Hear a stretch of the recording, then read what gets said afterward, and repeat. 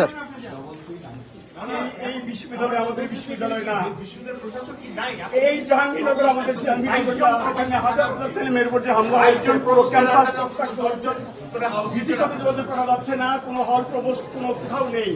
পুরো পুলিশরা মানুষ শিক্ষার্থীদের সাথে যে ব্যবহার করছে সেটা মানুষের পর্যায়ে 71 সালে এই ব্যবহার হয়েছে আমরা জানি না।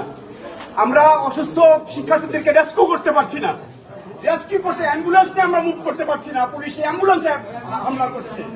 এটা হতে পারে না। আমি সারা দেশের মানুষকে আহ্বান জানাবো, আপনারা দেখুন জাহাঙ্গীরনগর বিশ্ববিদ্যালয়ে কি হচ্ছে, আমাদের ছেলেমেয়েদের উপরে কি নারকীয় ভাবে আমাদের ছেলেমেয়েদের উপর হামলা হচ্ছে। আমাদের কিছু বলার নাই, আমরা সহ্য করতে পারছি না, নিতে পারছি না। আমরা কিছু লোক এখানে দাঁড়িয়ে আছি, আর আমরা নিতে পারছি না। আমরা শিক্ষক, আমরা দলদাস না। বিশ্ববিদ্যালয়ের ক্যাম্পাসে এইভাবে নির্মম ভাবে হামলা হবে শিক্ষার্থীদের, হাজার হাজার শিক্ষার্থীদের উপরে, এটা মেনে নেওয়া যায় না। এটা সভ্য দেশে হয়তো সভ্য সমাজ হতে পারে না।